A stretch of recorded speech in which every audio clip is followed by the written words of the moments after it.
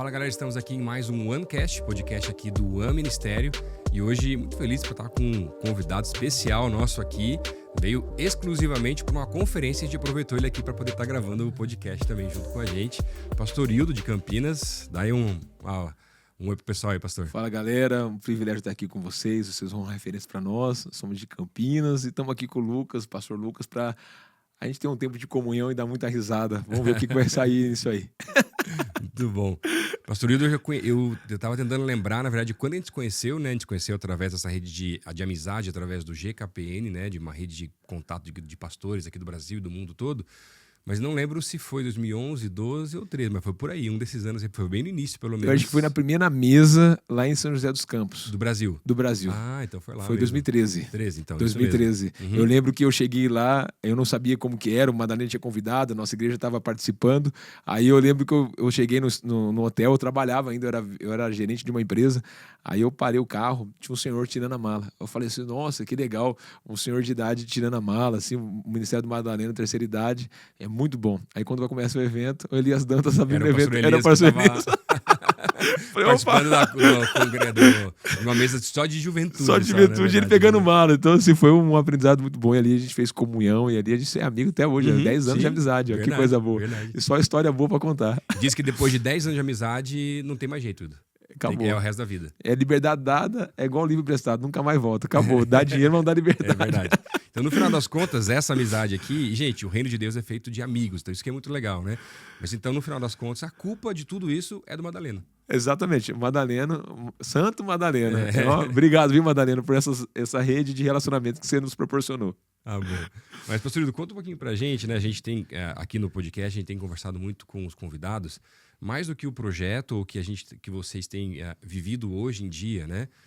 Ministerialmente, para poder a galera ser inspirada por essas histórias, eu creio que a vida de uma pessoa, ela inspira ainda mais, na verdade, do que simplesmente uma função que eu posso exercer hoje em dia. Porque o chamado de alguém, ele não tem a ver simplesmente com aquilo que eu faço hoje.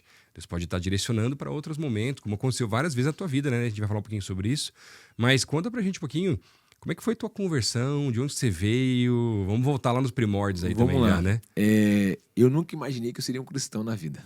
Eu, com 14 anos de idade, desde pequeno, eu queria jogar bola. Uhum. Então, com 7 anos de idade, eu já aspirava a jogar bola, e os clubes da cidade, assim, clubes de bairro, me chamavam para jogar. Minha mãe não... E você já era de Campinas? Sempre nasci em Campinas, criado lá. Minha mãe é do interior de São Paulo, mas nós de Campinas. E aí minha mãe não era uma inspiração da minha mãe. Minha mãe trabalhou numa indústria durante 25 anos. O sonho de toda mãe era que o filho dela se tornasse engenheiro, que trabalhasse na Mercedes e tivesse essa vida. E eu fui inspirando jogar futebol, nunca pedi, as coisas foram acontecendo. Com 10 anos para 11, eu entrei na Ponte Preta. E minha mãe falou assim, não quero que você jogue e tal. Eu falei, mãe, eu quero. Meu pai foi embora de casa, eu tinha 7 anos de idade. Então, minha mãe criou 3 homens. E com 11 para 14, minha mãe teve que fazer uma faculdade. Então, a nossa escola foi à rua. Então, minha mãe saía cedo e voltava à noite. Por necessidade, né? Então, eu não entendia muito bem. Então, ela tinha uma opção. Ou eu dou carinho, ou eu ponho comida na mesa. É óbvio que hoje, entendendo que ela fez o melhor para nós. Sim, mas naquela idade não tinha essa maturidade de entender, né? Você queria a mãe perto, né? Exato. E aí, numa fase, você tá descobrindo a vida. Você tá num bairro... Eu morava numa periferia. Então, eu fui descobrindo tudo prematuramente. Com 12 anos, eu bebia. Com 12 anos, eu experimentei maconha. Com 12 anos eu saía pra balada, escondido. Fui pra praia escondido com 12 anos de idade. Você imagina, tudo prematuro. Então, meus amigos mais velhos, então eu tive uma vida dos 12 aos 19, uma vida muito conturbada, de muita bagunça. E meu apelido na ponte chegou ao ponto de ser Hildo Cachaça. Olha que situação. E meus amigos falavam, vai pra uma reunião do Atlético de Cristo. Eu falei, cara, você tem que ir pra balada também, tem que beber também. Então foi uma vida de muita intensidade. Minha mãe falava assim, você quer só viver hoje. E aí nesse episódio eu não estudava, eu não levava a escola a sério, então eu passava empurrado. Aí minha mãe um dia falou, você é uma vergonha pra nós. Você vê o que você vai fazer, você quer estudar, não quer estudar, e assim vai. E o futebol sempre mantendo. E o futebol mantendo. Então não condizia jogar futebol, beber. Eu chegava, tinha dia que eu transpirava e exalava cheiro ruim de bebidas. Então não era bom. Só que aí um dia eu falei, cara, eu preciso encontrar uma solução. Eu falei, eu vou achar uma namorada, eu acho que aí eu vou me aquietar. Conversa fiada. Não vai dar certo. Só que o pai dela, o amigo dele, começou uma igreja e nós começamos a ir nessa igreja no domingo. Cara, parecia que o pastor sabia da minha vida. Isso com essa namorada? Isso. E aí, com 19 anos de idade, eu fui uma vez, fui duas, eu chorava demais, mas eu chorava demais. E aí, paralelamente, tinha a reunião dos atletas de Cristo que o Silas, lá da igreja do Nazareno Central de Campinas, ele fazia. E ele jogou no São Paulo, então era bem conhecido na cidade. Aí eu fui um dia num culto, numa segunda-feira, no Nazareno. Eu estava em 2001. Quando chegou em 2001, eu fui nesse culto. Cara, eu entrei, eu nunca mais saí. Isso com 19 anos? Com 19 para 20. E ali foram 1 ano e meio, eu só chorava. Uhum. Eu não entendia. Então eu não sabia o que era. E aquilo parecia que o pastor sabia a minha vida. Então ali começou a minha conversão. E assim, foi muito forte porque eu ia sozinho, ninguém me levava, eu não conhecia ninguém na igreja, naquela multidão, eu só olhava e fixava no pastor. Aí tocava uma música, pise nas águas sem temer, coloque a sua fé em ação.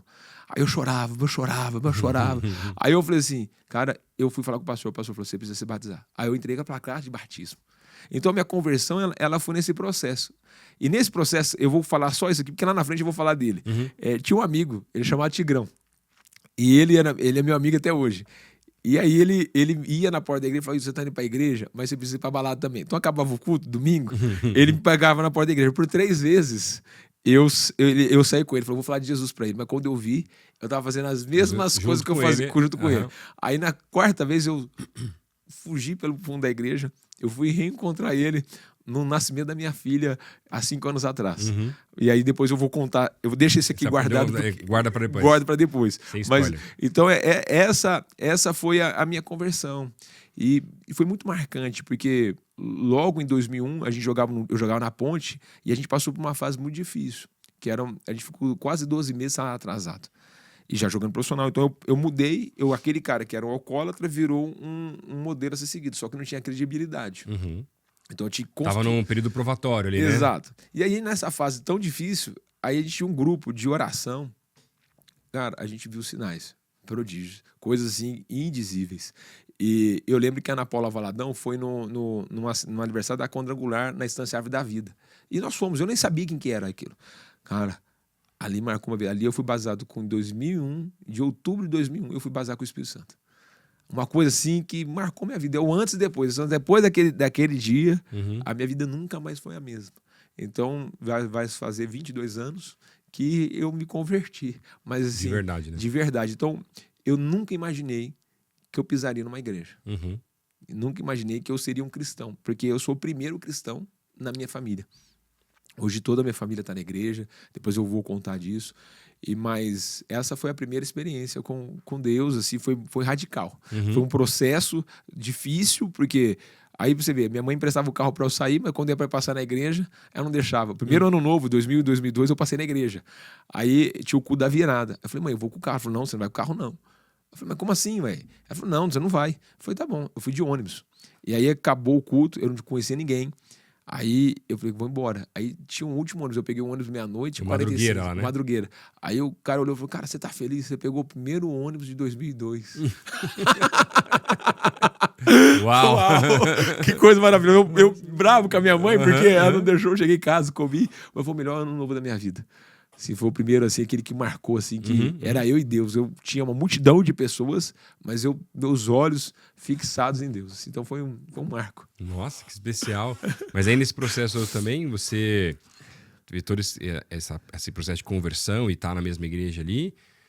E depois, além de estar crescendo, amadurecendo na fé, essa parte mais de chamado, desse entendimento teu, que você teve um processo entre jogador, depois trabalhar também em outras empresas, até se tornar pastor também. Exato. Né? E aí nesse processo, eu fui emprestado para jogar no América de Rio Preto. E aí eu cheguei lá, eu tinha um grupo de cristão. E eu fui, assim, foi a primeira prova que eu passei. Eu cheguei no clube para resolver um problema do clube, na primeira semana eu torci o pé. Aí eu não estreiei. Aí na segunda semana eu voltei a treinar, eu estourei a coxa. Fiquei 60 dias sem treinar. Aí o cara já começou a olhar desconfiado. Primeira prova. Aí a segunda, eu voltei a treinar, vou estrear. Quebrei o 5º metatarso. Uma atrás da outra. E pisar em campo que é bom nada, né? Nada. Aí, assim, aquilo que era um problema aquilo que era uma solução virou um problema porque maior o cara ainda tinha que pagar o meu salário e eu mal. Eu lembro de estar alegre, aí um cara do clube falou assim pra mim, cara, se eu estivesse no seu lugar, eu batia a cabeça. Eu falei, mas o que vai adiantar eu bater a cabeça? Vou passar mais tempo. Se vou passar mais tempo. Eu tenho Jesus, eu tenho tudo. Uhum. E ali eu descobri um relacionamento que não existia pra mim. Então era um relacionamento sem malícia. Então os casais dava carona um pro outro, a amizade santa. Então ali eu descobri que existia algo a mais. Eu falei, cara, existe algo diferente mesmo, né? Exato. Eu falei, por que ninguém me ensinou isso? Uhum. E dali eu começou uma missão de vida, que é o quê? Eu vou falar pra galera, depois de mim, que existe algo. Porque ninguém falou pra mim. Aí eu pegava o esboço do culto de domingo, quando eu voltava pra casa, eu tinha o esboço que eram os grupos pequenos da igreja. E eu ia fazer um grupo no clube. Só que eu não sabia ler direito, porque eu tinha fugido da escola. Já era uma célula, praticamente. Né? Exato. Eu não sabia. Eu começava a ler e lia tudo pra dentro, tímido, né? Com vergonha. E eu falava, ninguém entendia nada. Uhum. Eu falava, gente, Jesus é bom. Ele mudou a minha vida pra mudar a sua. As pessoas aceitavam Jesus, cara. Pronto. Aí eu comecei a pregar ali. Teologia hermenêutica não tinha mesmo, né? Nem a leitura, né? E fono. Então, assim, até hoje melhorou bastante, ainda falta melhorar. Mas foi ali que começou. E uma paixão por gente. E aí isso foi 2002, 2003, aí 2004. E aí eu não parei mais. Aí eu lembro que quando eu fui para o São Bernardo do Campo, o presidente do clube se converteu. A gente chegou a ter uma reunião com 60, hoje talvez seja uma das maiores reuniões de até de Cristo no ABC. Uhum. E o presidente se converteu, o Edinho Mortimor, no meio do campo. A gente subiu aquele ano, foi um ano maravilhoso. E era tudo porque eu ia e me dispunha a fazer. Mas não tinha habilidade, eu não sabia, eu não entendia nada de teologia, nem sabia o que eram os princípios, eu não sabia ler direito. E assim, as coisas foram mudando. Aí começou a ter um testemunho. Aí minha mãe... Você lembra muito daquela história do cego, né?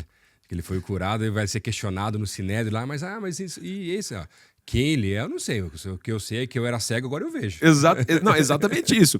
E aí, aí minha mãe foi encontrar um amigo nosso, sem entender da Honda, e ele era o meu líder na igreja, que eu comecei a servir no ministério da igreja. O primeiro acampamento, eu fui como logística, carregar mala, ajudava o pessoal a carregar mala. Estou ali para disposição. O que tiver que fazer, eu vou fazer. Primeiro acampamento em 2002. Aí, esse amigo comum conversou e chegou e falou assim, que o meu amigo era a minha mãe, rolou ali que eles me conheciam. Minha mãe e o vendedor que foi atender ela. Aí ela falou assim, o meu filho é uma outra pessoa. A melhor coisa que ele fez na vida dele foi para a igreja. E eles não combinaram. E eu nunca falei nada para minha mãe. Eu comecei a arrumar a casa, lavar a louça, organizar a minha casa. Eu não sou o filho mais velho, mas eu me tornei o mais velho, o responsável pela casa. Uhum. E nessa época, minha mãe precisou de muita ajuda e eu praticamente assumi a responsabilidade da casa inteira. E assim foi. Então, eu comecei a servir assim. E aí Fica a dica para as mães que oram, né? Tem esse projeto de Desperta Débora, as coisas, né? O pessoal que faz assim. Ora mesmo e quando se converter, mas nossa, a casa vai ficar num trinque. Daí você vai ver, se converteu mesmo, é que ele começou agora a servir, ajudar em casa. O fruto do Espírito tá fazendo força aí, né? Exatamente. E foi natural, porque era um desejo de servir minha mãe. E eu tinha muita mágoa dela. Uhum. E eu não beijava minha mãe no rosto. Aí ali surgiu o perdão, porque eu fui entender quem a minha mãe era. Então ali surgiu o primeiro perdão, foi perdoar minha mãe, porque ela era, como ela ficou ausente num processo que para mim era muito importante. Então, os desafios na rua, aquela coisa toda, ali eu entendi, meus olhos abriram, porque minha mãe até hoje é meu pai. Eu tenho meu pai, eu vou contar dele daqui a pouquinho, mas a minha mãe é a minha heroína, é a minha melhor amiga. Então, ali teve um processo de perdão também. E ali eu liberei, entendi quem ela era. Hoje ela é uma... Por que ela tinha feito aquilo. Ela tinha feito aquilo e tal. Então, eu vi que eu não estava sozinho. Que era necessário. Porque eu nunca precisei dar dinheiro em casa. Uhum. Então, quer dizer, ela fez o melhor pra gente. Perto de tudo isso, todos meus irmãos com caráter firmado, todos trabalhadores, todos casados. Então, minha mãe, no bairro que a gente cresceu, tem muitos amigos meus que... morreram. Não, que é aquela coisa, né? Os 3 filhos criados e bem, é milagre. Não, milagre demais. No contexto que a gente vivia, que era uma periferia, é um milagre. Uhum. E aí foi esse processo de perdão. Aí... Eu acho interessante porque eu vejo na minha vida, né? Eu perdi minha mãe muito cedo, né? Ela faleceu, eu tinha 15 anos, meu irmão mais velho também, e o mais novo tinha 11, né? E foi bem um processo que meu pai estava para assumir uma igreja nova, só que ninguém está preparado para lidar com o luto, ninguém sabe lidar, na verdade, né? Até quem já passou, quando tem um outro luto, é diferente, né? E aí os 4 anos, antes da minha mãe falecer, meu pai fez seminário. Então ele ficou 4 anos que trabalhava o dia inteiro, tinha empresa, e de noite ia pro seminário. Então a gente quase não via durante a semana, né? Uhum. Minha mãe faleceu, ele se enfiou no trabalho. É uma resposta, uma maneira de lidar, não que seja mais correta, né? Então, toda noite ele estava visitando alguém da igreja ou tinha culto da igreja. Tinha alguma coisa da igreja que estava acontecendo e a gente ficava os três irmãos em casa, sozinho, vendo TV, conversando, fazendo qualquer outra coisa assim. E eu falo, olha, é um milagre também dos três nenhum ter se perdido. Uau. Os três fizeram teologia, né? Eu sou pastor, meu irmão mais velho também, o mais novo é advogado trabalhista, mas também já fez teologia e tá super bem, né? Tava agora na Onda Dura, ajudando com algumas coisas lá, Uau. né? Baixista da Onda Dura lá, mas agora tá indo embora para os Estados Unidos também no final do ano, né? Então, para ter dado tudo certo, cara, é só por um milagre de Deus, assim, realmente. Assim, é cuidado, né? É verdade, porque essa carência que você falou é algo que, às vezes, muita gente que tá escutando a gente é algo forte, né? Porque a paternidade, né, a maternidade nesse processo na tua vida, ela não tem a ver simplesmente com o fato de suprir ou dar presentes ou não deixar faltar nada, por mais que isso seja muito louvável, tudo que a sua mãe fez, né? E não existia um caminho, né? Não tinha, era algo muito difícil de conseguir fazer. E como encontrar um caminho para tentar suprir, porque aquela coisa, o filho que está ali, ele continua tendo uma carência de tempo, de afeto da mãe, só que ele não vê daquela forma que não tem maturidade para isso, porque o que ele mais quer não é o recurso, ele quer mais a presença. Exato. Então, e coitada, né, na sua mãe naquela época, ela não tinha o que ela fazer, ela estava tentando de tudo, na verdade, né? Ou ela estudava ou ia ser mandada embora. Exatamente, não tinha opção realmente, né? E acho que eu vejo muito isso. E às vezes o problema de muitos jovens, adolescentes, nesse processo que os pais acabam estando mais ausentes, alguns por opção, outros por não ter opção, realmente, como era o caso de Euli, é que aí você também vai tentar resolver suas carências na rua, com outras pessoas, de outras formas, o que também é muito complicado, né? Não, e demais, você se machuca muito e machuca os outros, Sim, né? porque você vai chegar pra um relacionamento jogando as carências inteiras, nossa, você vai jogar pra baixo, Eu né? descarregava na bebida, eu descarregava na briga, e assim ia. Então, houve esse processo de cura, de perdão, e aí virou a chave. E aí, eu tinha um propósito. Eu falei, ó, eu não vou conhecer, eu não vou namorar ninguém na igreja que não seja minha esposa. Aí eu conheci a minha esposa. Nesse processo, eu olhei pra ela e falei, eu vou casar com essa menina. Aí, meu amigo, cara, você tá sonhando demais. É muita areia. É muita areia pro meu caminhão. E realmente, assim, ela é loira, de olho azul, mas assim, eu falei, cara, como que vai ser isso aqui? E eu paquerava ela de longe e ela nada. Eu pedi um sinal, Deus dava um sinal, mas ela falava que nunca deu. Você sabe disso, né, amor? Você que me beijou primeiro. Então foram 3 anos de pureza que Deus me deu para poder esperar minha esposa. E quando eu conheci ela, ela tinha um problema familiar e nós falamos, vamos construir uma família que nós não tivemos. E ali foi o primeiro ministério que a gente construiu. E aí ela falou, você não quer ser pastor não, né? Eu falei, não, de forma alguma, eu quero ser empresário, quero ganhar dinheiro. Nesse processo eu já estava trabalhando com vendas, eu tinha parado de jogar bola em 2006, tomei uma decisão errada de ir para fora do país, foi errada, e não tenho, então assim, eu não tenho problema nenhum com o passado de futebol, porque se eu não me tornei um grande jogador, a culpa é minha. Não foi ninguém que me prejudicou. As minhas escolhas, eu colhi as consequências erradas do que eu fiz, por ter bebido e aquela coisa toda. Mas já, depois eu só corri atrás da bola. Aí, quando eu tomei a decisão errada, eu já estava com uma idade avançada. Recomeçar seria um problema. Eu orei e Deus me deu uma palavra. Tudo novo se fez. Aí eu falei pro meu primo, que era o presidente do time na época, em Lins, falei, vou começar tudo novo. E fui trabalhar com vendas. E Deus me abençoou com vendas. Eu comecei a trabalhar junto com a minha mãe. A gente trabalhou com vendas. Minha mãe já tinha se aposentado e ela começou um outro trabalho com representação. E Deus me abençoou muito, que eu me tornei gerente dessa empresa. Cheguei a abrir uns 5 escritórios. Tinha 70 funcionários comigo. E nesse processo, minha mãe falou, você não quer ser pastor não, né? Eu falei, não, casamos. Imagine, capaz. Mas jamais. E cuidando de jovem, a vida inteira, sempre servindo. Vai pra lá, daqui a pouco as pessoas, ô pastor. Aí eu falei, cara, eu não sou pastor. Aí eu fui falar com a minha líder de EBD, ela falou pra mim assim, a Hebe, é uma madrinha, é uma mãe. Ela falou, Hildo, quem reconhece o chamado pastoral de alguém é o povo. Se o povo tá chamando, é porque você é. Agora você vai se capacitar. Aí eu cheguei pra minha mulher, tinha feito administração, aí eu fui correr atrás. Aí entra a época do estudo. Falei, amor, eu acho, veja bem, eu acho que eu vou fazer um seminário pra me preparar melhor. Ela falou, vai. Aí eu fiz a minha primeira faculdade teológica. Eu fiz Ibicamp, estudo de Campinas, estudo bíblico, e foi muito gostoso. E aí as coisas começaram a acontecer. Comecei a cuidar de gente, discipular gente. Aí eu lembro que um dia eu fui convidado para pregar. Aí saiu na arte que eu era pastor. Aí eu recebi uma reclamação na igreja que eu não era. Eu fui falar com o pastor Aguiar na época. O pastor Aguiar falou assim, ajoelhei. Me ungiu pastor. Isso na Nazareno. Na Nazareno. Meu Gil pastor falou assim, agora vai ter a prova, você se vira pra passar. Eu gabaritei a prova, com medo dele. Mas como é que funciona lá? Porque assim, cada igreja tem um processo diferente. E lá, agora é curiosidade. Lá é assim, você é indicado a pastor, aí você faz o seminário, você pega a primeira licença local. Tá, da igreja local, você é pastor local daí. Aí para ir distrital, você tem que fazer uma prova, nessa prova você passa, aí você vai pra entrevista, aí você... Tem uma escrita mesmo. Escrita e depois você vai para entrevista. Nessa entrevista, você tem que conhecer as doutrinas nazarenas e aí ele tem uma licença local, ela vale 1 ano. Durante 3 a 4 anos, você faz essa mesma renovação, aí depois vem o pastor dos Estados Unidos. E fica num provatório ali. Um provatório dos 5 se anos. ruim, você já Exato. acabou, né? E aí, depois de 5 anos, vem alguém dos Estados Unidos e ele te consagra pastor. Como eu fiquei só 3 anos nessas licenças, depois eu fui consagrado uma vez só pela Batista e tudo mais. E aí o pastor Guerra falou, você já é pastor. Mas sabe como é que é na Batista mesmo? Sabe como é que é na Batista? É um conselho de 4 horas que foi pesado. Você fez depois também? Fiz, foi pesado. Não é que é pior ou melhor, não é isso? Verdade, mas é melhor uma vez só. Todo ano você fizer. Todo fazer também não é fácil. Agora, já que é uma vez só, então se prepara de uma vez. Exato. Né? Aí o pastor Guerra falou pra mim, você tá de passar na prova. E eu tinha muita admiração por ele. Aí imagina, o teu pastor que você admira, falou assim, ó, você não me vai fazer passar vergonha. Uau. Aí, quando eu fiz concílio aqui, né, o Michel chegou pra mim, o pastor Pascoal falou, ó, você se prepara, você não faz passar vergonha. Aí que eles estão sentados na primeira fila, tava o pastor Pascoal, o Michel, meu pai. Eu falei, meu Deus do céu, eu tava suando frio ali já, né? Não, e antes disso, o pastor Guiar, a filha dele era solteira na época. E ele falou pra mim assim, cara, por que você não casa com a minha filha? Aí eu fiquei 3 dias pensando, cara, acabou o cu domingo. E eu maravilhado com o pastor Guiar, sala, a biblioteca dele. Eu fiquei uns 3 dias pensando no pastor Guiar. Aí na hora... E a minha esposa é muito amiga da filha dele. Aí eu falei assim, aí Deus olhei assim e falei assim, cara, mas eu não vou casar com o pastor Guiar, eu vou casar com a filha dele, eu não gosto da filha dele. E era a Tati, né?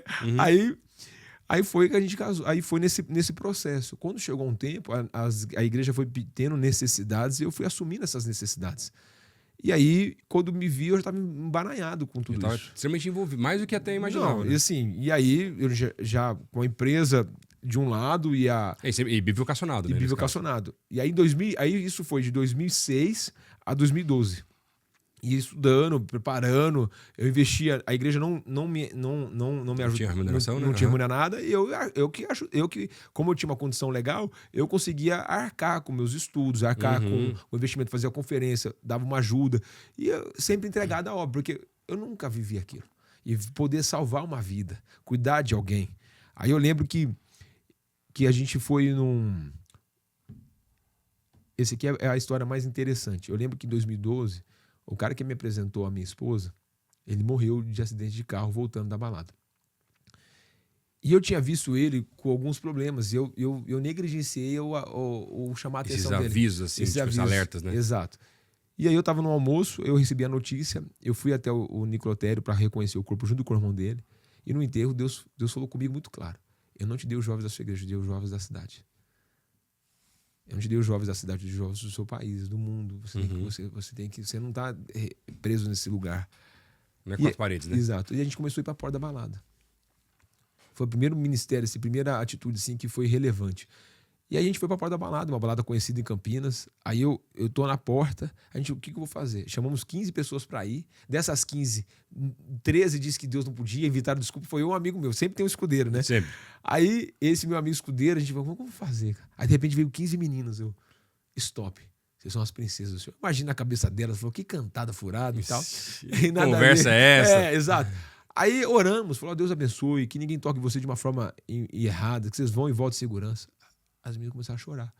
Aí daqui a pouco, mãe, eu sou filho de pastor. Eu falei, Deus, seu pai orou e mandou eu vim aqui. Aí veio o dono da balada, que é o meu amigo até hoje, e um casal de amigos.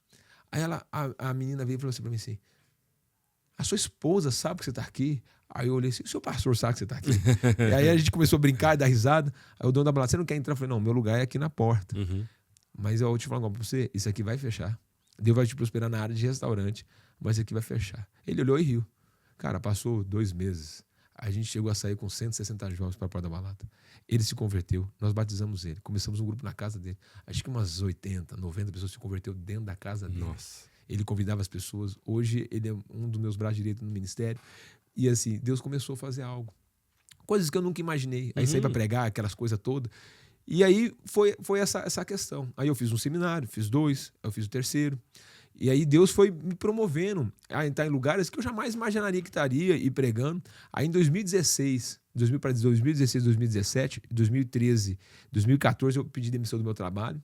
Deus falou comigo e eu saí de um salário alto para ganhar R$1.000 por mês.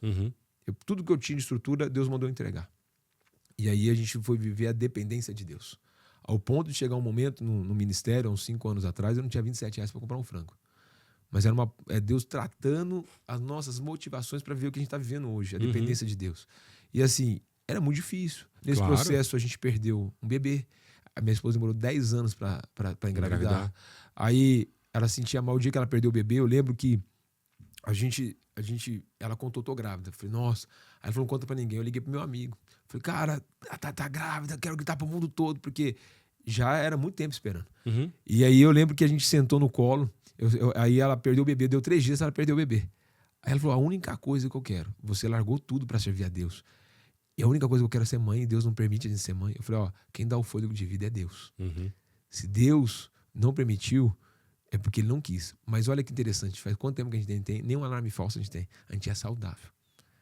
Então a gente vai orar para agradecer a Deus. De tanta história, gente que teve tantos abortos já, né? Exato. Coisa toda, assim, que é muito pesado, né? Muito. E aí a gente orou para agradecer a Deus. Cara, foi a oração mais difícil que eu fiz. Porque a mãe é mãe quando já descobre que tá grávida. Ali foi a primeira experiência assim, de entrega.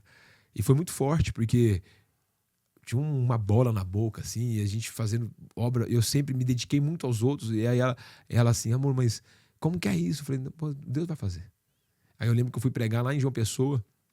Nesse mesmo ano, depois de 3 meses, a gente começou a tentar de novo. Uma profeta veio e falou pra mim assim, pare de orar. A sua mulher já tá grávida. Aí eu falei, eu contei aqui pra igreja orar por mim. Aí eu sabe, né? Sabe. Aí eu fui em outro lugar. Aí a mulher, deixa de orar. Sua mulher tá grávida. Eu falei, meu amor, 2, faz um teste. Tava grávida. A Lara nasceu. Ela tem 5 anos hoje, tá indo pro 6º. Em janeiro ela faz 6 anos. Aí você vê, a gente viveu as promessas de Deus. Aí eu lembro que a gente foi no lixão também, e aí tinha uma menina, 12 anos, bebê de 3 meses, cheio de mosca. E lá no Gramacho, no Rio de Janeiro, a gente levava os jovens para lá, todo ano, para dar um choque de realidade, né? E aí tava a bebê, a fralda descartável na bacia, e ia para reusar na criança, ela com um monte de mosca. A mãe, 12 anos, a avó, uns 30 e poucos anos, a bisavó, 60 anos ali, 50. Então, assim, tinha 4 gerações assim, mas eu comecei a chorar e eu falei para Deus, eu caí na besteira de questionar Deus. Aí, quando eu fui questionar Deus, Deus falou assim, meu filho, você está preocupado com as moscas que estão nela. Aí ele falou assim para mim assim, deixa eu falar algo para você, a culpa é sua, da humanidade, luta de poder, aquela coisa toda, mas você não vê como eu vejo. Essa criança morreu hoje, vai pro céu, porque é dela o céu, as crianças. Agora você fica impressionado com a mosca que tá nela. E eu, que vejo um monte de gente andando pra lá e pra cá com roupa chique, cheio de mosca por dentro, a qual você não vê, mas eu vejo. Meu filho, a maior miséria do ser humano não é a condição financeira que ela tem ou não tem, é o Deus que ela não tem. É o vazio. Cara, acabou pra mim aquele dia. E daquele dia eu fiz uma aliança com Deus de nunca deixar de pregar o evangelho, não importa quem seja.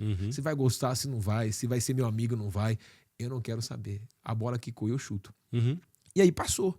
E aí, libertação, aquela coisa. Aí, em 2017, eu conheci um cara da África do Sul chamado Gleber. Ele tinha sonhos proféticos. E aí, ele conta a história dele e tal. E aí ele falou assim, aí a gente tomando café, eu e ele, o Fábio. Aí, nós na mesa, assim. Eu falei, cara, eu não sou sonhar, mas com 7 anos de idade, eu tive um sonho. E qual que era o sonho? A minha família estava numa caverna, tinha lava. E essa lava, eu impedia a minha família de entrar. E também tirar a vara de lá e não deixava ninguém entrar. Aí ele falou, desde os 7 anos de idade, Deus separou de ministério. E é tanto os dentro quanto os de fora. Eu estava vivendo exatamente o sonho quando eu tinha 7 anos de idade. Eu nem sabia. Então todo o processo foi Deus trabalhando dentro para depois trabalhar fora. Então o chamado surgiu ali. Aí quando eu fui falar pra minha esposa, ela falou assim para mim assim, eu vou falar o quê? Vambora. Já sabia, já sabia. Não quisesse, mas já sabia. Já, né? Então eu nunca sonhei ser pastor. Eu nunca sonhei. Nunca busquei isso. Liderar uma igreja. Nunca busquei nada, mas a gente foi seguindo o que Deus foi pedindo. Então, depender de Deus. Eu lembro desse dia do frango, foi muito forte, porque a gente conhece, é bem relacionado na cidade. E eu lembro que eu saí da igreja, eu tinha R$27 e 3 pauzinhos de gasolina. E aí eu saí, uma mulher perguntou assim, pastor, você não tem dinheiro para pegar um ônibus? Eu dei o dinheiro para ela, fiquei com 17. E aí eu passei na galeteria para pegar um frango e eu não tinha dinheiro pro frango. Eu no total, né? No total. Tava a minha mulher, a minha filha pequenininha. Eu falei, o que eu fiz na minha vida? Aí Deus falou, você não vai abrir a boca para ninguém. Porque eu poderia ir no restaurante de um amigo, ligar para alguém, eu ir na casa da minha mãe. Não, você vai para sua casa. Eu fui para casa orar. E ali, no outro dia, passando, a gente ia fazer uma conferência, e aí Deus me ensinou a depender dele. E aí o salário caiu da igreja, aquela coisa toda, e aí eu recebi uma oferta. Aí Deus falou comigo assim, a oferta era certinha para pagar todas as despesas que nós tínhamos aquele mês. Aí Deus falou comigo assim, meu filho, você depende de mim, mais de ninguém. E aí, por que isso aconteceu? Porque nós fizemos as cruzadas. A gente começou a fazer uma Campinas voltando a sonhar, porque na pandemia a gente saiu com a carretinha. Como vocês saíram aqui, a gente se inspirou também e foi fazer as carretinhas na rua. Aquele negócio tomou uma proporção que a gente não tinha ideia. E quando acabou a pandemia, a gente fez um evento chamado Campinas Voltando a Sonhar, que bateu no primeiro ano 15 mil pessoas, no outro ano 24 mil por noite, deu 44 mil pessoas. E a gente não tinha dinheiro nenhum. A gente tinha uma palavra. A gente gastou R$500 mil sem ter nada. E meu carro, ele foi de oferta, aí alguém arrematou, eu peguei ele de volta. Meu carro foi de oferta, ele voltou de volta. Então, era Deus preparando todo esse chamado.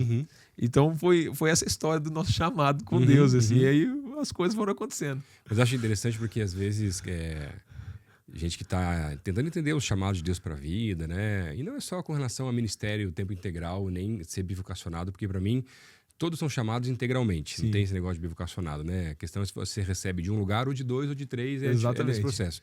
Mas Deus me ensinou muito desde cedo, na verdade, não só por ser filho de pastor, né, e tudo mais, sobre dependência. Porque às vezes a gente, depois de um tempo no ministério, se você para de olhar para Jesus, você começa a achar que você começa a ser alguém.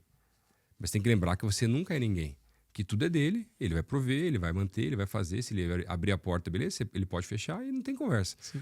Tanto que, como a gente acaba, às vezes, se esquecendo e o nosso ego, às vezes, vai se aflorando, porque você fica ouvindo demais os elogios da multidão, né, os convites, aquela coisa toda. Cara, alguns anos atrás, eu aprendi isso com o Roberto Botrel. Foi muito marcante pra minha vida. Uma conferência que ele veio aqui falar com a gente, acho que foi até num gym que teve aqui, que ele tinha um cheque dele, né, coisa de velho, né, cheque, mas tudo bem, para representar, né. E aí eu fiz, na sala que eu uso aqui na igreja, né, eu sou um cara que gosta muito de memoriais, né, não porque, gosto de guardar coisa, mas é porque a minha memória, ela é muito falha, a gente acaba esquecendo de muita coisa que Deus fez e tal, e eu preciso olhar para essas coisas para lembrar dos compromissos que eu tenho com Deus na minha vida. E aí eu fiz um cheque, naquele ano lá, 2016, e coloquei, tudo que eu tenho é de Deus. Coloquei numa moldura e coloquei lá na parede da sala que eu uso aqui na igreja, para sempre lembrar que, cara, não tem nada meu. Se ele pedir, eu tenho que dar. É assim, é assado e tal. Tanto que agora na conferência de carnaval nossa aqui, teve um negócio bem diferente que aconteceu. E um casal aqui da igreja, que estava chegando na igreja não fazia muito tempo, eles estavam bem apertados financeiramente, fizeram inscrição, estavam na conferência, vieram e falaram assim, mas não tinham R$10 para parar o carro num dos estacionamentos conveniados aqui da região da igreja, né? Falaram, vamos deixar na rua, tá tudo certo. E vieram pro culto. Voltaram lá para pegar o carro depois, tinham roubado o carro deles. Uau. E aí, cara, não tinha dinheiro para trabalhar, não tinha um monte de coisa. No outro dia, eles não vieram para a conferência porque não tinha dinheiro para pegar o ônibus, na verdade, né? Se não tinha que pagar o estacionamento, quanto menos para outras coisas. Estavam bem apertados financeiramente. E aí algum jovem aqui da igreja que conhecia, da célula, eles lá vieram contar essa história para mim. Era o último dia da conferência, pensei, mas Deus, o que a gente pode fazer? Como que a gente pode ajudar? Não pode ajudar e tal. Porque assim, então vamos fazer uma oferta aqui da igreja, no culto aqui, o culto cheio aqui de jovens e tal. Tudo bem que jovem não tem dinheiro, mas juntar todo mundo dá para, né, levantar um recurso legal. Mas e semana que vem roubar outro carro? O cara vai dizer, mas fez para ele, para mim não vai ter também? Não é só assim, né? Então é complicado. Até na época, no dia mesmo, a gente não tem ofertas, né? O dízimo, as ofertas durante a conferência, porque a não ser quando é culto que seria na igreja normal. E era uma terça-feira, né? Era o encerramento lá e tal. Aí eu só falei pros meninos da integração, para mim lá da recepção, né? Que trabalho com o Plínio aqui. Falei, gente, pega ali só o gasofilácio ali, né? As caixas, as máquinas. Não põe só deixa separado que eu tô orando aqui. E o louvor inteiro eu lá orando e tal. E aí, Deus, o que a gente vai fazer? Como é que vai ser? Não sei o quê. E aí Deus começou a falar assim, mas é você que eu quero usar. Falei, tá bom, Deus, eu vou lá na frente e faço o momento. Não. É você que eu quero usar. Não, mas Deus, eu não tenho dinheiro, Deus. Já tô aqui na obra, né? Já queimei todas as reservas e tal. Falei assim, não, você tem dinheiro, você tem um investimento lá, não é alto. mas é o valor que dá para comprar esse carro aí e tal, né? Uma Paraty 97. Uau. Daí eu falei, não, Deus, mas então assim, mas se é para eu fazer, eu só orando ali o louvor, rolando solto lá, o povo no mover lá, tá, Deus, mas então se é para eu fazer, por que eu tenho que falar lá na frente? Não preciso, porque daí, né, que é mão direita, né? Então eu vou lá, então faço, né, falo lá com eles e puxo os investimentos lá e dou e tal, né? E minha esposa não tava em casa, né? Mas a gente tem uma regra em casa. Se Deus falou, tá falado. Tá, acabou. Não tem conversa. Se é para dar o carro, se é para dar o que tem, não tem. É tudo dele, né? E ele vai... Se ele não for dar de volta, né, o bem ou o valor, ele vai dar as provisões necessárias pra gente tocar a vida. Pra tocar a vida, tudo certo. E eu, não, Deus, mas então, né? Mas então não vou lá na frente, não preciso fazer isso, né? Não fazia parte do culto, não tinha nada a ver com nada. Aí Deus falou assim, não, eu quero que você fale, não para aparecer. Eu quero que você fale, que eu quero que você ensine meu povo sobre generosidade e para levantar uma oferta para ação social da igreja. Uau. Mas você vai falar que ninguém mais pode ajudar no carro e se alguém te oferecer algum valor para compensar o carro, né, ou esse valor, você não pode aceitar. Tal. Tá bom, eu estou lá. Daí eu fui lá, expliquei, falei sobre generosidade e tal, falei o que Deus estava... Me disse, eu falei assim, ó, e eu queria dizer para você que essa oferta é minha. E ninguém aqui pode ajudar nessa oferta. Uau. Direto. E falei, mas eu não posso tirar o privilégio de você poder ofertar. Então eu queria convidar você a, em adoração, poder trazer uma oferta que vai ser destinada integralmente para a ação social da igreja, que estava precisando na época também e tal. Se não me falha a memória, foi levantado 24, 25 mil reais ali só no Mid Jovem, assim, cara, que foi assim, um negócio assim, aquela fila de gente para passar o cartão, para não sei o quê, e Pix e tal. Cara, foi algo assim, muito bonito e fica marcado, sabe, Hildo? E assim, mas e aí então você recebeu ofertas depois e voltou? Não. Poderia ter voltado? Poderia. Poderia ser diferente, né? Tem várias histórias, a gente, cara, deu o carro, daí Deus deu um jeito lá e outra pessoa ouviu e quis pagar o carro para a pessoa e tal. Cara, não é sobre entregar e receber de volta e ganhar, porque não é barganha, não é assim que funciona. Se Deus falou, faz, né? É um pouco nesse sentido, assim, sabe? Eu acho que tem muita gente que tem que aprender mais sobre essa dependência de Deus mesmo, né? E às vezes a gente passa por umas fases difíceis porque a gente não depende. Que o maná tá caindo, mas você tá aguardando pro próximo dia e tá apodrecendo, né? E a questão da entrega, né? E a pessoa não entende isso. Eu lembro que Deus tratou isso comigo antes de eu entregar o trabalho. Minha esposa falou que a minha motivação estava errada. Aí a mulher, quando fala, esse ano eu faço 15 anos de casado. Aí eu falei pra ela assim, hoje eu já aprendi. Se ela falou, eu já nem perco no meu tempo, eu já corto o caminho. E aí ela falou, sua motivação tá errada. Ela falou, vai orar. Eu lembro que eu trouxe um cara do Moriá para dar um treinamento pra gente de intercessão. E aí eu tinha ido para os Estados Unidos, voltado, a gente tinha uma oferta para gastar lá, e o dinheiro tava no bolso. Sabe quando você tá aquele love com Deus? De que carro, de que aquela coisa toda e tal. Aí Deus falou comigo assim, de que esse dinheiro tá no bolso?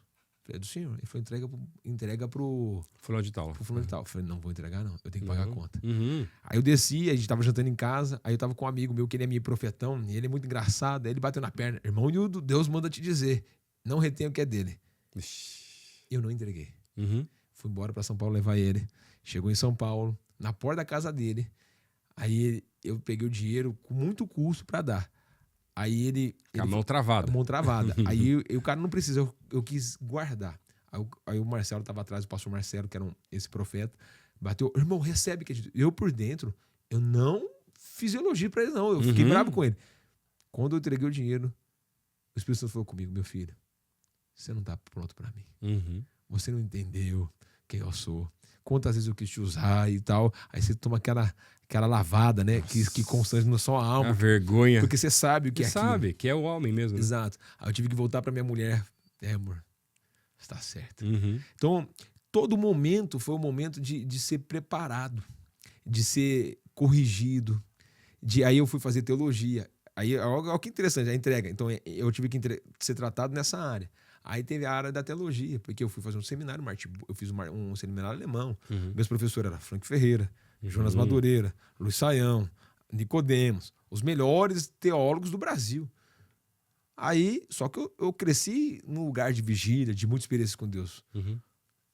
Aí, beleza. A gente engravidou, teve a Lara. Agora tá com o Theo com 3 meses. A Tati não engravidava.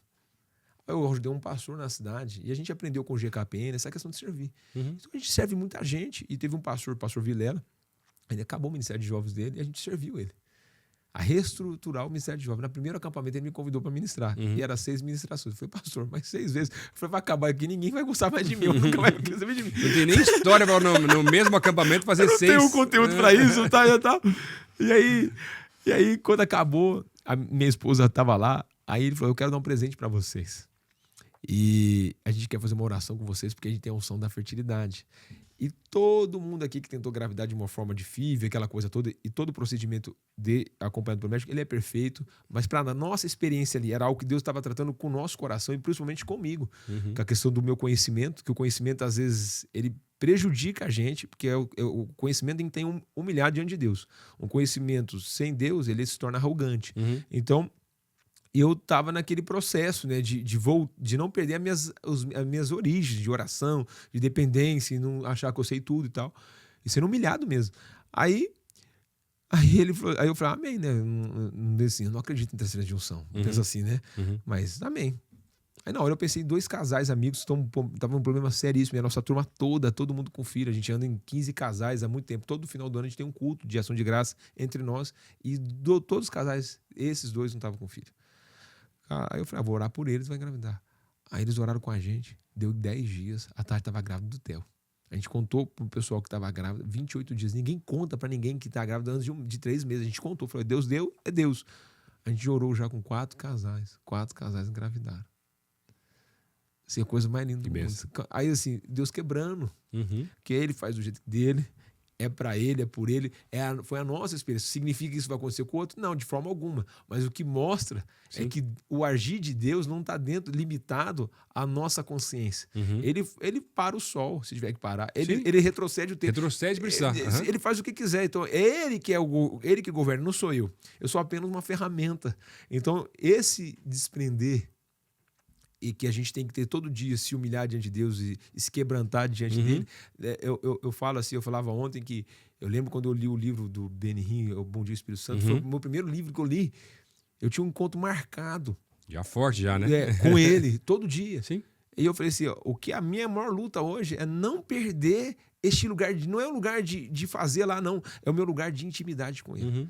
Porque o meu deleite, o meu prazer, a minha paixão, tem que ser ele. Claro. E o resto é consequência daquilo que eu sou nele. Então, isso é o que eu tenho tentado não abrir mão. E aí, olha você ver como que interessante. Desde o começo eu tenho recebido palavras de implantação. Então, a gente trabalhou com jovem, 20 anos servindo jovem. Então, foi tudo para mim estágios. Tudo, e uma escola, né? Uma escola, uma faculdade. Com pastores, juntos com você sentando lá. Sentando em mesas que eu falei, o que eu estou fazendo aqui? Eu lembro até quando a gente foi convidado aqui da igreja, né? O pastor Pascoal já participava desde o início com o pastor Elias Dantas desse grupo do GKPN dos sêniores, e aí veio aquela ideia de ter uma mesa de juventude, né?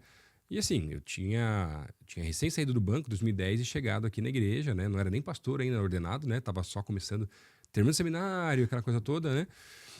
E vim para começar um trabalho com universitários aqui na igreja. Eu recebi 2 células de presente para começar um trabalho. Então assim, ou seja, tá tudo meio que nos planos, surgindo ainda, né? Então, assim, já tinha um tempinho, né? Em 2012, que a gente foi a primeira reunião que foi na Malásia, né? E assim, o pastor Pascoal falou, não, vai junto com o Michel, né? Já ajuda com o inglês e pra você poder abrir a cabeça um pouco. Eu falei, tá bom, né? Moleque ainda assim, né? De tudo, assim, não sabia nada de algumas coisas nesse sentido. Eu falei, vamos embora, o que Deus tem para fazer com a gente lá, né? Achando que a gente estava indo porque é uma igreja grande, né? E podia ensinar. Falei, ensinar que nada. A gente foi lá, morri de vergonha. Você ter uma mesa com os caras das Filipinas lá, trabalho de universitários, os caras tinham 20 mil estudantes universitários na igreja. Eu fui contar, tivesse 200, 300, falei, nossa, já ia ser um milagre, né? Comecei com 2 células, tu vê que naquela época tivesse com 14 já era muito, já, né?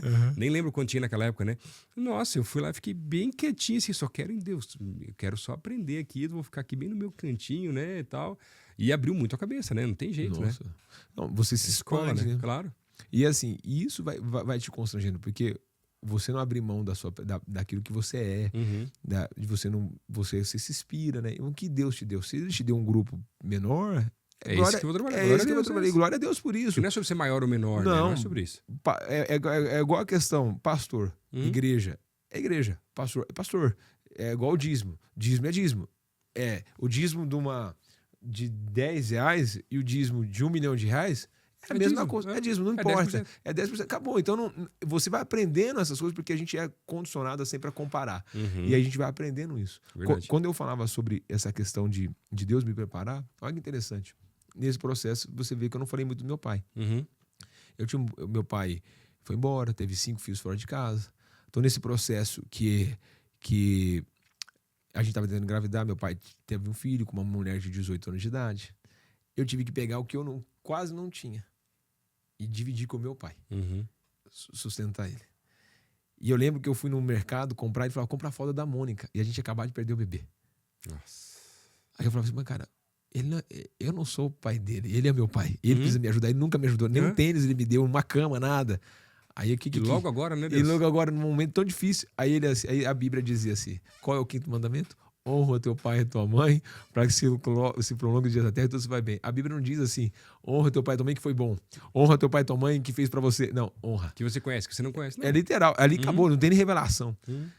Só que 2 anos atrás, Deus tinha me batizado com o amor do pai. Que eu não sabia o que era o amor de um pai, porque eu nunca tive pai presente. Eu tive meu pai, ele falava assim, mas eu não tive um pai presente. Então Deus me ensinou a esse amor. Aí eu lembro que eu peguei a fralda da Mônica. Eu lembro que eu peguei a comida e Deus falou, você come isso? Não, então pega o que você come.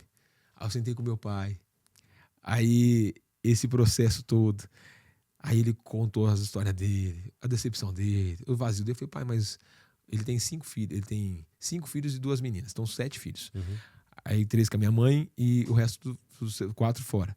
Aí eu falei, pai, você ensinou todo mundo a ficar longe do senhor. Mas é um caminho de volta. Esse caminho de volta. Se o senhor quiser, eu quero te ajudar. E a gente começou esse caminho de volta. E olha que interessante. Eu orei pelo meu pai durante 17 anos. Nunca deixei de orar por ele. Sempre orando, sempre orando. Aí em novembro do ano passado, eu falo que o meu ministério começou esse ano. Até o ano passado... Era só escola? Era escola. Foi faculdade, estágio e agora começou. Porque eu lembro de um pastor falando assim, eu não faria nada se minha família não estivesse comigo. O meu primeiro ministério era a família. Lembra do sonho dos 7 anos de idade? Aí...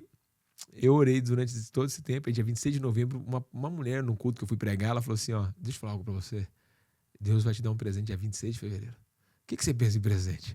Algo, ou vestir, ou ganhar, aquela coisa toda, nossa mente viaja, né? Aí eu fui pregar em Maringá. A minha família de Maringá, tem uns primos que moram lá, eles são da primeira igreja batista, onde o pastor Yuri tá lá. E eu tinha sido convidado para passar por um processo, e eu falei, não é o que Deus tem para mim, mas eu vou lá, fui lá pregar. Quem que vai no culto? Meu pai. Quem que aceita Jesus? Meu pai. Uau. Quem que vai ser batizado lá na igreja? Meu pai. Então, eu tive o privilégio de levar meu pai para Jesus, depois de 17 anos de orar por ele.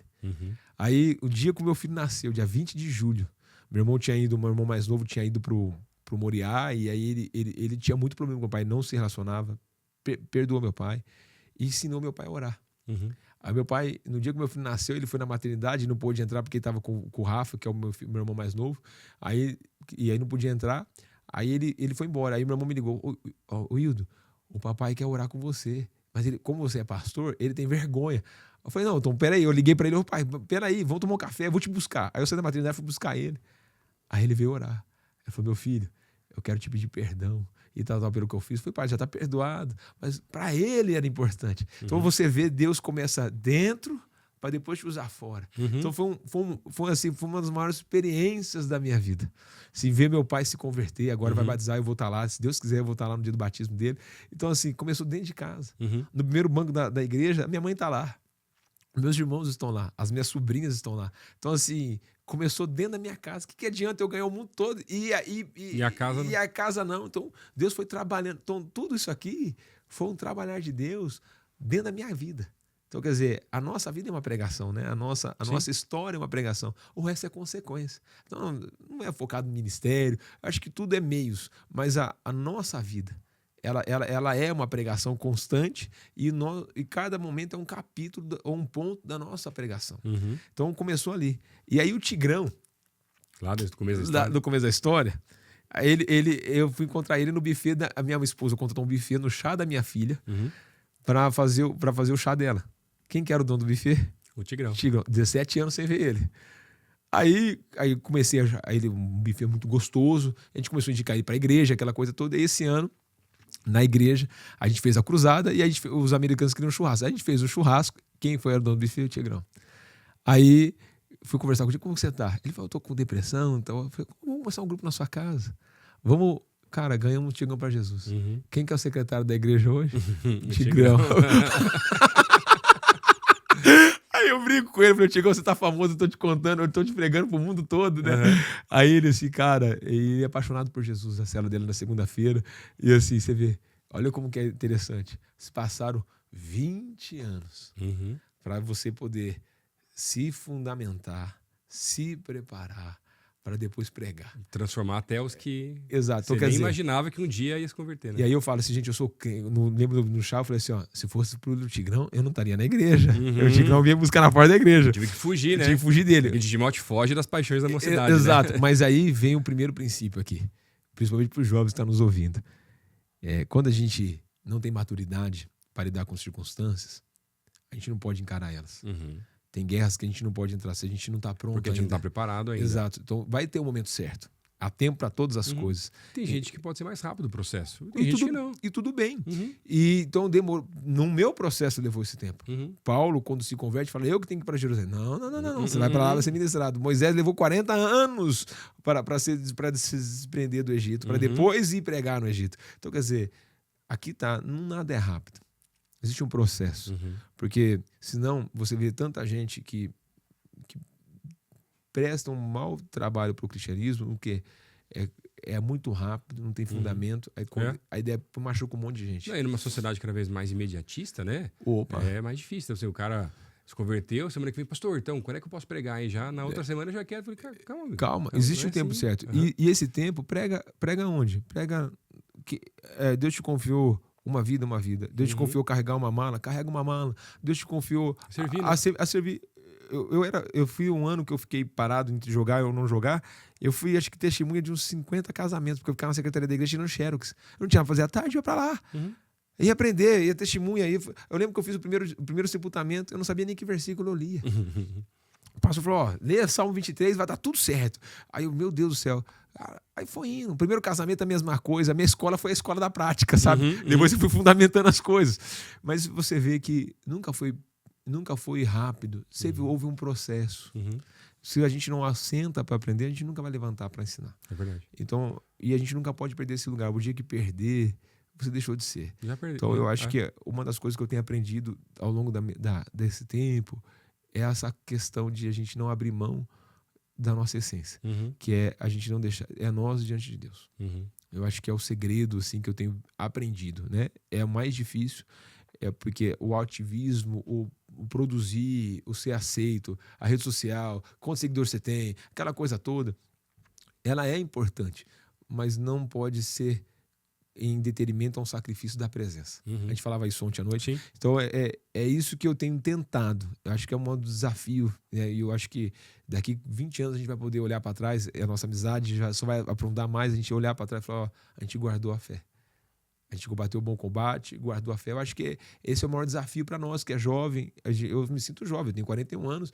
Mas, cara, hoje eu já corri de manhã. E muita lenha para... E lenha para queimar. Eu sou jovem, eu gosto de estar no meio da galera.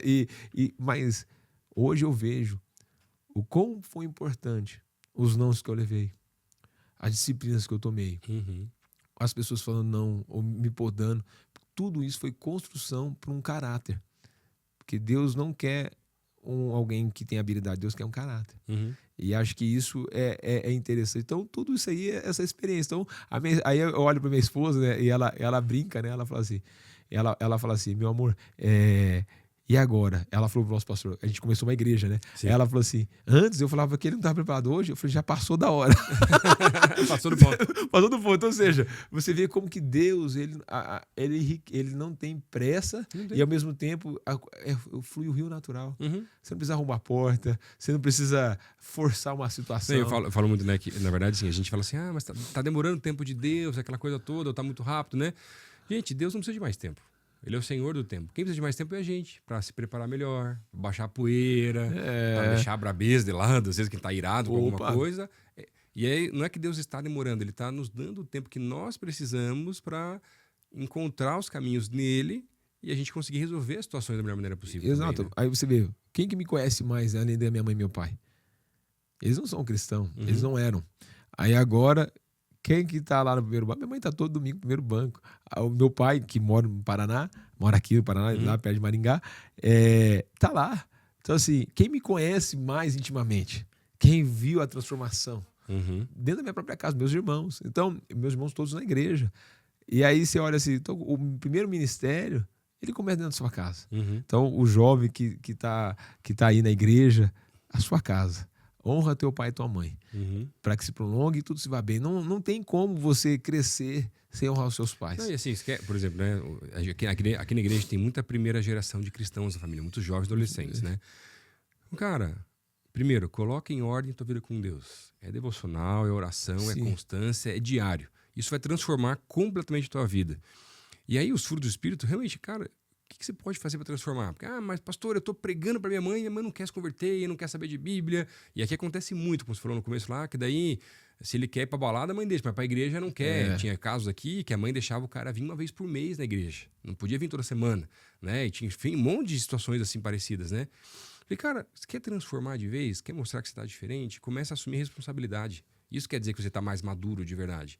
O que você pode fazer na tua casa? Você pode assumir uma conta, você pode arrumar tua cama, você pode começar a lavar a louça, começar a ajudar tua mãe, teu pai. Cara, eles vão gostar assim, meu Deus, esse menino aí bateu com a cabeça em algum lugar, não é possível, né? E essas são transformações que Jesus vai fazendo na vida da gente, porque, cara, um chamado é para servir. O grande privilégio que a gente tem, Hildo, não é pregar, é servir as pessoas. Exato. E quanto mais poder servir da nossa casa.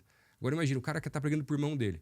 Aquele negócio, irmão, a competição, aquela brigada toda, o cara começa a querer arrumar a cama do irmão. Eu falei, meu Deus, o que tá acontecendo? O que você quer? O que é? Você aprontou, você errou, você pegou um negócio meu, estragou. Essa é a ideia, né? E choca, né? Porque Claro eu lembro, choca. minha mãe, a gente tinha uma tarefa em casa, sempre. De terça, quarta e quinta, um lavava e o outro passava pano em casa e varrer. Aí depois eu alternava. Uma semana um era 3 vezes e o outro era 2. Aí na outra semana o outro era 3, assim sempre. Que hora que a gente ia arrumar a casa? 4h30. A hora que minha mãe tava pra chegar, passar em casa, a gente corria e tal. Cara, quando mudou isso aqui, eu fazia de segunda, se eu tava em casa porque eu morava fora jogando, eu fazia todo dia. Agora, olha como que passa. A gente tá com um filho pequeno. Você me deu uma baita de uma dica na madrugada pra interceder, aquela coisa toda, até dormir a noite inteira, não perder tempo. Aí domingo, retrasado. Então eu virei um hábito pra mim limpar a casa, passar pano. É um hábito, eu gosto. Aí, era domingo à tarde, eu cheguei do culto. Eu falei assim, eu vou deixar a casa limpa, vou lavar a louça, porque se o Theo não dormir essa noite, a mulher que nos auxilia em casa, em vez de ela chegar, limpar a casa, lavar a louça, ela ajuda a Tati pra ficar com o Theo e ela ia descansar. Sim. Dito e feito. Foi descansar. Eu eu passei pano, lavei a louça, limpei, deixei tudo limpo. Quando ela chegou de manhã, o café estava pronto. Ela não teve que fazer nada, ela foi logo, ficou com o Theo, porque o Theo não tinha dormido, e a Tati descansou. Aí você vê. Olha como que a gente vai sendo forjado. Agora, você imagina que eu poderia usar? Não. Eu tenho que trabalhar, trabalhei. Não é assim, né? Preguei, cheguei da igreja. Não, isso não é responsabilidade minha. Não, peraí. Mas agora eu lembro quando eu recém-casado, eu limpei a casa. Isso aqui é bom pros maridos. Hashtag segue a dica, viu? Eu cheguei e limpei a casa. Tinha tudo limpo. Falei, amor, você não vai me elogiar, não? Ela falou assim pra mim assim, ué, você não mora aqui também? Você não tipo pai, né? O cara foi lá, tirou 9, 10, o cara não fez mais que obrigação. Exato, mas aí entra pra aquilo. Porque a gente, às vezes, esquece de fazer o óbvio. Que não adianta a gente pregar pro vizinho, se dentro de casa a gente não arruma a nossa cama, a gente não faz o nosso devocional, a gente não dá exemplo, a gente escuta a música que não deve escutar, a gente assiste o que não deve assistir. Tá todo mundo vendo. O que você fala tão alto que ninguém consegue ouvir o que você fala. Então, a primeira coisa é a nossa vida. Aí ela tem que ser condizente com aquilo que a gente prega. Então, o que é... eu aprendi esses dias. O que é falar o nome de Deus em vão? Na cultura grega, na época dos judeus, falar o nome de Deus em vão era o seguinte: o que você fala, você não vive. Você está falando o nome de Deus em vão. Porque é em vão que você fala. Então, quer dizer, a sua vida ela tem que falar tão alto. Tanto é que quando Jesus começa a pregar, que é esse equilíbrio entre as duas coisas. Exato. O que os discípulos falavam? O que a multidão falava? Esse fala com quem tem autoridade. Que vive o que prega. Exato. Então, quer dizer, isso nunca mudou. Passaram-se tempos, é a mesma coisa. Só que a gente acha que os nossos seguidores, a nossa fumaça, vai gerar alguma coisa. Não é. Nunca mudou. É o bom e velho evangelho que é o que Deus tem, é o mais moderno e atual para a vida. Sim. Os nomes são diferentes, mas continua tendo discípulo, continua tendo fariseu, continua tendo saduceu, zeló, não tem jeito. Exatamente, não muda nada. Então é uma bênção. E aí a gente vai fazer esses trabalhos até eu chegar onde a gente chegou, que foi, a gente tem formado muita gente. Hoje a gente começou uma igreja, vai fazer 2 meses e meio. Nosso pastor, a gente conversou bastante, ele fez a gente esperar um tempo, ele nos enviou, tá cuidando de nós. Tudo na bênção. Tudo na bênção. Não, se não fosse, eu não iria. Se não fosse, não teria esse passo. Porque não adianta. Ou a gente anda debaixo de obediência, ou vai ter problema. Então, o pastor nos enviou. Ele está aqui no nosso evento, está aqui no evento. Tá? A gente estava junto, acho que a gente almoça hoje, talvez. E está cuidando da gente. E a gente começou um trabalho no outro canto da cidade. E assim, o que é mais gostoso? Tudo gente não crente. E Deus tem feito porque era uma promessa de Deus. Eu nunca sonhei em começar uma igreja. Era muito fácil ser pastor auxiliar, porque você chega lá, tá tudo pronto, você chega aqui nessa Você tem umas costas largas de um pastor ali que te Exato, protege muita coisa exato, também, né? Te blinda, você chega, tá tudo pronto e favorece uma estrutura. Mas aí é o que eu falo. É errado ser pastor auxiliar? Não. É errado ser pastor titular? Também não. Qual é o chamado? Acho que, além disso, sim, 2 perguntas. Qual é o chamado e qual é a motivação? Exato. Porque a motivação, ela vai falar, o tempo fala. Porque você ser pastor auxiliar, você vai ser um espala. O espala nunca vai ser maestro. Se você tem o chamado para ser maestro, você espala. E tudo bem. Tudo bem. E não é quem não é melhor. Não é querer tomar o lugar do outro, é entender o que Deus tem para você. Exatamente. E quando você entende isso, você promove as pessoas. Você não tem esse problema de eu. Não. Lá na igreja a gente começou, tem 2 meses. Eu abro a mesa, eu quarto as figurinhas. A gente monta a escola bíblica. Eu chego na igreja 8h30 para começar com 10 horas. Eu sou o primeiro a chegar e o último a sair. Mas tá tão gostoso porque era o que Deus tinha. A gente ouviu palavras, a gente ouviu 16 palavras de confirmação. O sinal foi acompanhando. Agora, quando eu fui ser pastor, a mesma coisa. O sinal foi acompanhando. O que a gente tem que estar atento é que Deus fala. É que Deus se manifesta. Então, às vezes a gente quer orar com alguém. Deus falou, a gente fala. Deus não falou, a gente não fala. Uma coisa é a gente ter Deus, outra coisa é Deus nos ter. E assim, Nilton, o pessoal, tem gente que vem aqui na nossa igreja, né? Vê hoje a PIB, né? O que tem se tornado, né? E o que Deus tem feito nessa igreja. E a gente vem de outros ministérios e fala, pastor, mas qual que é o segredo? Qual que é a estratégia? O que vocês fazem? Gente, aqui tem célula, tem culto a semana, tem discipulado, tem escola bíblica, tem formas diferentes de fazer uma coisa, mas assim, tem culto de oração, tem tudo. Tudo que toda igreja tem, não é assim. Então, nossa, mas tem que ter alguma coisa, não tem? Se tem alguma coisa, primeiro é a graça de Deus. Exato. Em segundo lugar, o que a gente entende aqui é que a gente não é ninguém e a gente segue a nuvem. Se Deus mandar parar, a gente para. Se não mandar fazer, a gente faz. Às vezes fica bravo, porque a gente queria continuar, mas ele manda parar. E a gente vai entender agora, assim, se eu começar a fazer coisas que eu quero fazer, que vão completar o meu ego, mas não aquilo que Deus quer fazer, eu vou me perder nesse processo. Então, assim, cara, qual que é o segredo? É só seguir a nuvem, meu filho. E perde. Por que você perde? É fácil. É muito fácil. Eu falo por experiência própria. Quando eu trabalhava, a gente tinha uma condição... Eu trabalho, né? Eu corrigi aqui, né? Eu trabalho. Isso. Eu era gerente da empresa, eu tinha uma condição de vida muito favorecível. Então, por exemplo, ao ponto de eu e minha esposa, por exemplo, vamos marcar outro lugar, ela ia com o carro dela, eu encontrava com ela lá. A gente não olhava cardápio, não olhava nada, vida tranquila. Só que aquilo para nós, como família, não estava saudável. Aí a gente foi ver que teve um dia que a gente estava passando esse momento difícil. Eu e ela no carro, eu levando ela para o trabalho, a gente cantando e dançando dentro do carro. Aí eu olhei para Deus, falei, Deus, será que eu tive que voltar à simplicidade para entender que eu nunca posso perder ela? Então, olha que interessante. E a gente, como casal, a gente demorou para ter filho, então a gente tinha uma turma boa, tinha uma vida muito boa. Então, todo fim de semana acabava o culto, vamos viajar? Saia sábado, vamos viajar, vai para lá, para cá. Mas não era isso. Não era isso. Então, Deus estava treinando a gente, mostrando para nós a nossa responsabilidade de ser dependente dele. O dia que a gente perde a dependência de Deus, a gente está solto para correr no risco de um sério problema. Então, eu vejo que a juventude hoje em si, e eu trabalhando com jovens 20 anos, né? Então a gente vai ter uma bagagem aí. O que eu vejo? Tudo. Qualquer casal que entra na minha sala, qualquer jovem que entra na minha sala, você vai conversar. Como está a sua vida de oração? É o beabá. A resposta está lá. E assim, se pensar numa igreja local agora, né? Ou no Ministério de Juventude. Cara, se você conseguir impregnar realmente na vida desse povo que Deus colocou na tua responsabilidade, que ele precisa ter constância e orar e ler a Bíblia todo dia, isso já é uma grande revolução. Acabou. Mas você olha para a história do cristianismo, desde lá de trás até hoje. É relacionamento. É relacionamento com Deus. O que é isso em comum? Porque no secreto, o Espírito vai lá e vai revelar, filho, não é esse caminho, é o outro, para com isso, vai desse jeito e tal. Agora, aí a gente negligencia tão rápido o básico e se perde. O que diz o dia? Ó, vocês erram, né? Vai falar com os fariseus. O problema é que vocês conhecem a Escritura, mas não vivem o poder de Deus. Que é como se fosse uma moeda de duas faces. Só que não é uma coisa ou outra, são as duas coisas. E a gente erra muito isso porque a gente não conhece a Bíblia. E demais. Aí a pessoa não segue o processo. Esses dias eu fui pregar em Ribeirão. Olha que coisa linda. Em 2017 eu fui fazer um casamento de uma moça. Aí ela fazia 20 anos que ela não falava com o pai. E eu tinha passado o meu processo. Uhum. Aí eu falei pra ela, não, você não vai casar sem falar com seu pai, não. Você vai levar seu pai pro casamento. Não vou, pastor. Eu falei, então eu não caso. Ela foi e pediu perdão pro pai.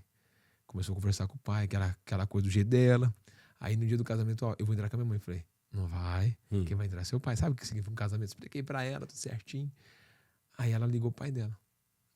Aí o pai dela respondeu pra ela assim, falou assim, filha, eu tô recebendo um presente que eu não mereço. Eu quero te pedir perdão porque não tem um dia dos meus 20 anos que eu não me arrependo do que eu fiz. Nossa. No dia do casamento, o pai não pôde ir, que teve uma enfermidade. Uhum. Ele vendeu uma propriedade. Quitou o casamento dela, deu de presente pra ela. Nossa. Aí 2017. Vai fazer 5 anos que eu não havia. Eu fui pregar em Ribeirão, tô chegando em Ribeirão, liguei pra ela. Falei, ó, eu tô chegando em Ribeirão, vou pregar na comunidade do pastor Danilo e tal. Vai lá, saudade de vocês, quero saber como você tá, como o seu marido tá e tal, tudo mais. Aí ela mandou uma foto, pastor, você não sabe o que Deus tá fazendo. Toda a família dela reunida.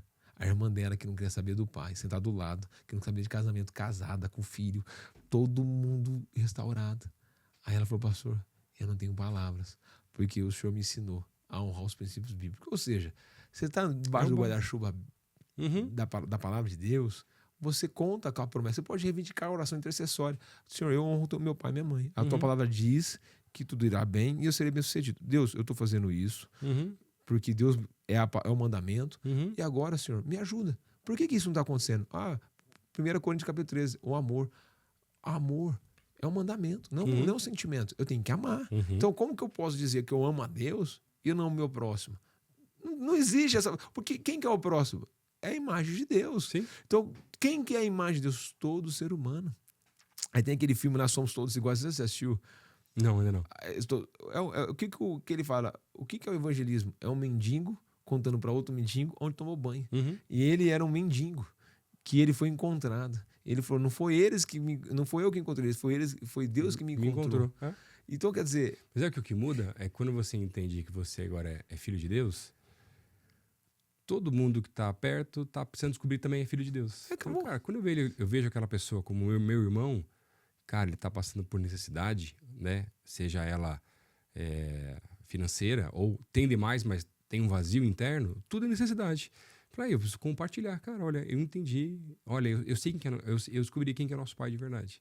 Eu quero te mostrar quem que ele é mesmo. Exato. E a gente classifica o quê? A necessidade. Isso aqui não precisa. Não, peraí. Às vezes precisa mais ainda, né? Mais ainda. Então, quer dizer, a gente não escolhe para quem prega. A gente não escolhe para quem a gente fala. A pessoa atende a gente mal às vezes. Aí a gente, que mal educado. Mas será que ela não está precisando de um amor?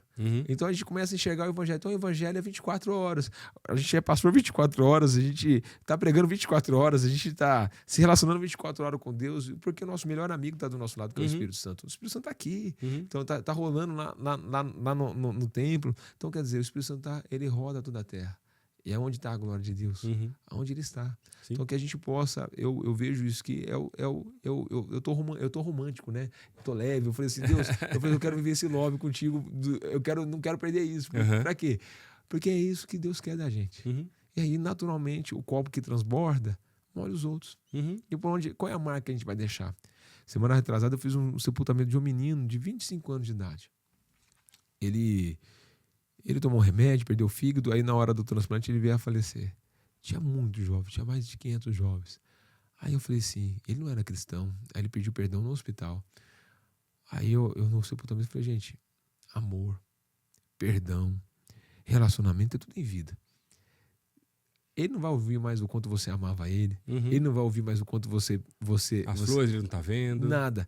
Aí eu falei, não tá na hora da gente fazer valer a pena cada detalhe. Olha como que ele era querido. Olha o tanto de gente que tem aqui.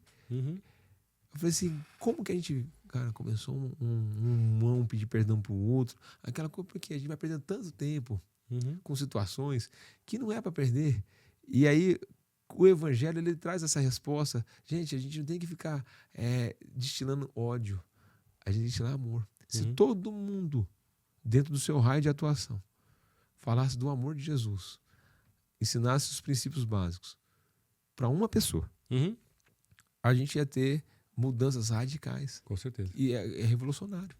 Só que a gente acha que o revolucionário é uma outra coisa. É a histeria, é a gritaria. Não. É um grande evento. Não. Isso passa, é gostoso, é bom, mas acaba.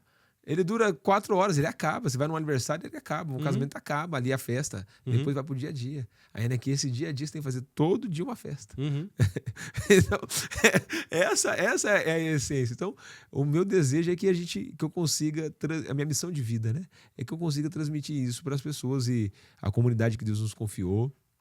É também a mesma coisa, ela não é minha. Tanto é que nos documentos que a gente fez, a igreja tem o direito de, a cada 2 anos, reavaliar e tomar as decisões dela. Mas foi você que implantou? Amém. Não é minha igreja. Não é minha, é do Senhor. Nunca foi. Exatamente. Se eu não for bom para ela, ela tem o direito, ela tem o dever de segurar aquilo que a Bíblia diz. A igreja é do Senhor e sempre será. Então, se eu não estou conduzente com o Senhor, eu tenho que pegar meu chapéu e tomar meu banquinho e dar linha. Pega o banquinho, isso aí. Linha na pipa. É isso aí, é verdade. Então essa é a bênção. Então, assim, essa é a nossa história. Então, mas eu fico assim, eu olho para trás, eu falo como eu mesmo não escolhi. Eu nunca imaginaria que eu estaria numa plataforma falando de Jesus. E aí eu lembro que nesse presente também, dia 26, eu falei, meu pai ganhou para Jesus. Dia 4 de março, eu lembro, eu estava aqui qual foi a data da posse do Michel? Foi final de março, né? Final de abril, não lembro agora. Foi final de março. Final de março. Lembro, naquele fim de semana, eu andei 500 quilômetros para ir lá para Lins, na casa da minha família, e eu peguei na bolsa de ouro do meu tio. Tava toda a minha família. Foi a primeira vez que eu preguei para minha família todinha. E meus primos, aí tenho vários primos agora que estão na igreja. E aí você vê, o ministério começa onde? Dentro da sua própria casa. Então é isso. Se na nossa casa a vida das pessoas não foram transformadas, a gente tem que nunca perder a esperança de orar e sempre insistir, de dar exemplo, porque o nosso ministério começa dentro de casa. Amém. Então, Hildo, obrigado, né? História linda, né? Tanta coisa que Deus fez aí também. Se você deixar aí uma dica aí para quem está ouvindo a gente, que está começando no ministério, de repente, almejando o ministério, o que você deixaria aí uma dica para quem está talvez aí nessa... Eu acho assim, alinhe as expectativas para você não se frustrar. Eu acho que às vezes a gente não comunica bem e isso é um problema. Desde o Éden é um problema, um erro de comunicação. Então, o que é a comunicação? Qual é a diferença de um treinador e de um pai? O pai, ele vai perguntar, seu braço está doendo? Sua perna está doendo? Você tem força para isso? Qual é a diferença de um treinador? O treinador vai cobrar de você aquilo que você tem para dar. Você não pode confundir o treinador com o pai. E aí você evita decepções. Por quê? Porque você sabe que aquilo é um treinador. Ele não é o teu pai. E às vezes a gente confunde. E aí nós nos decepcionamos por nós mesmos, não pelos outros. Porque nós colocamos expectativa no lugar errado. Então a primeira coisa, alinha expectativas. A segunda coisa, se você vai começar um ministério, se prepara. O estudo, ele faz parte, ele precisa, mas sempre um estudo não isolado. Um lugar onde o seu pastor te determinou, sempre supervisionado, sempre prestando conta. Por quê?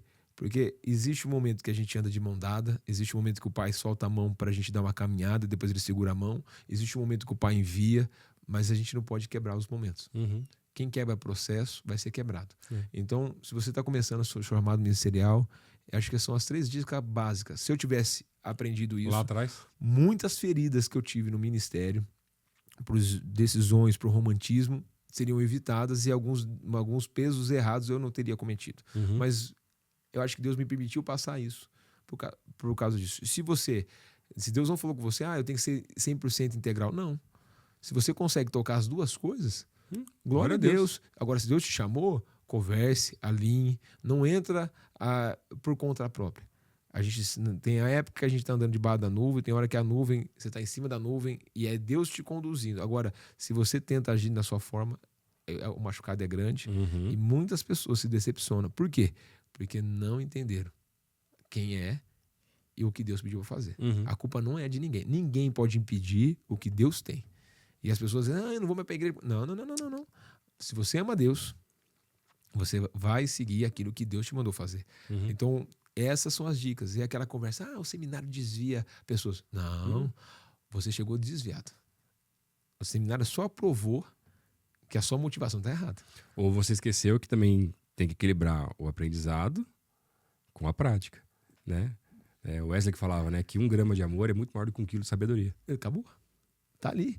Perguntaram qual que é mais importante, a palavra ou a oração? Já viu um avião andar com a asa só? Qual que é a asa mais importante? Não tem como. Então, essas coisas eram só as básicas. E a mentoria, discipulado. Procure o seu pastor, se submeta a ele. Mas eu não estou entendendo. Tem hora que a gente não está entendendo. Não tem. O nosso filho, a gente pede para escovar os dentes. Ele não quer. Ele pede para arrumar a cama, não quer. Mas ele sabe o que ele tá vendo. Eu lembro do treinador que ele falava assim, vocês pensam que me enganam. E eu finjo que acredito. Então a gente achava. Eu vejo hoje o jovem com uma vista conversa... grossa ali.